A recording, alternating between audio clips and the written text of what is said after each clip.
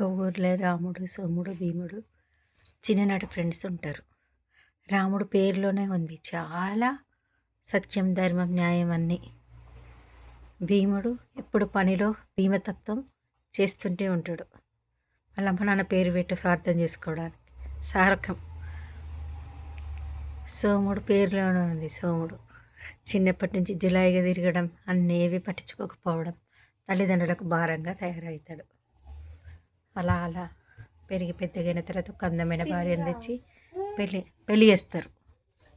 పెళ్ళి చేసిన తర్వాత ఇక తల్లిదండ్రుల భారం అంతా భార్య మీద పడుతుంది.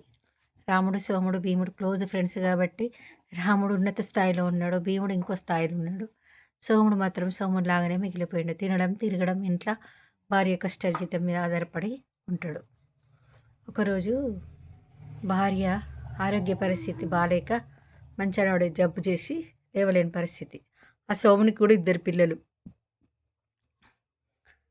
పగలనక రేయనక పనిపాట చేసుకుంటూ పిల్లల్ని, ఇల్లుని, భర్తని పోషించుకుంటూ పరువు కాపాడుకుంటూ జీవనోపాధి సాగిస్తూ ఉంటుంది.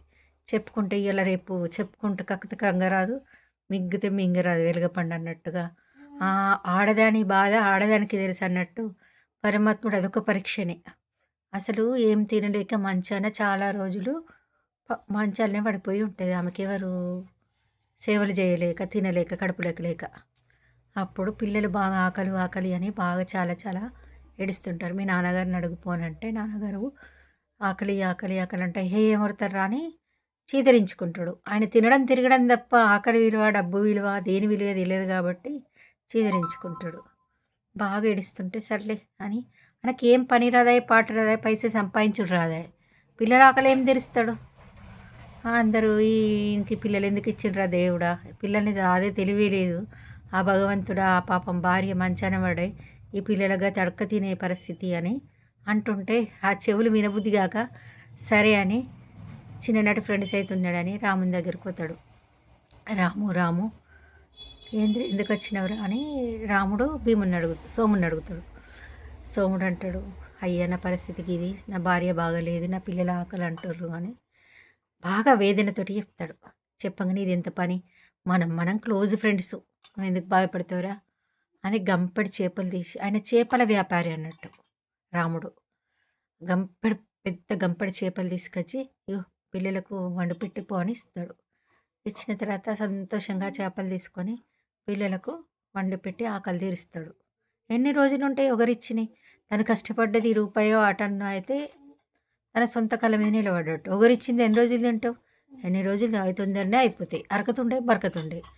తను కష్టపడ్డది ఎప్పుడైనా బరకతుంటుంది. అయిపోయిన తర్వాత ఇక అలవాటు పడ్డ పానం మళ్ళా పోతాడట. ఆ గంపడి చేపలు ఇయ్యంగా రాముని భార్య చూస్తుందట.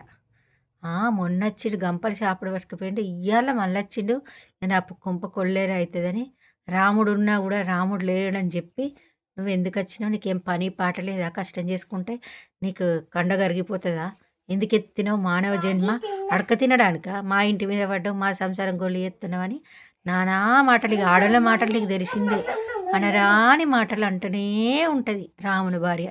రాముడు మంచోడైతే రాముని భార్య బుద్ధి మంచిగా పెడుతుంది. అడక తినడానికి వచ్చినావు, దోస్తు బీస్తు జాంతేనాయి, నీ పిల్లలు ఎవరి కోసం కన్నావు, మా సంసారం కోసం కన్నావా, నువ్వు పోయి కష్టపడి పిల్లలను జాదు, అప్పుడు నువ్వు మనిషివి, పశువా చెప్పు అని అంటది. ఆయనతో బాధపడుకుంటూ పోగా మధ్యలో భీముడు కలుస్తాడు. ఏందిరా సోము గిట్లున్నావు, ఎంత హుషారుగా షికారు చేస్తున్నావు గిట్లున్నావు అని అడుగుతీగో రాముని భార్య గిట్ల అన్నదని బాగా ఏడుస్తాడట. నా బతికెందుకు, నేను చచ్చిపోతా అంటే, అయ్యో పిచ్చోడు, ఆడోళ్ళు అంటే చచ్చిపోతారా, సరే మరి నేను ఒక పని చెప్తే ఎత్తవారా అంటే, ఆ భీముడి జీవనోపాధి ఏంటంటే చేపలు వేటకెళ్ళడం, చేపలు పట్టడం. సరే అని చేపలు పట్టడానికి తీసుకెళ్తాడట. తీసుకుపోతే నేర్పిస్తాడట భీముడు సోమునికి. కష్టం, ఫస్ట్ రోజు కష్టం, తెల్లారి కష్టం, మరునాడు కొంచెం కొంచెం పట్టడం నేర్చుకుంటాడట. కొన్ని అవి ఇంట్లో సరిపెట్టుకుంటాడట. ఇట్లా కొద్ది రోజులు పొంగనే ఆయన స్వయం కృషితోటి సంపాదించడం నేర్చుకున్నాడట సోముడు. రాముడు గొప్పనా, రాముని భార్య గొప్పనా, భీముడు గొప్పనా, సోముడు గొప్పనా? అంటే సోముడుగా మారడానికి కారణం ఎవరు అంటే, ఏ పనైనా చిన్నదైనా పెద్దదైనా మన పిల్లలకి ఎప్పుడు అన్నీ నేర్పించి పెట్టాలి.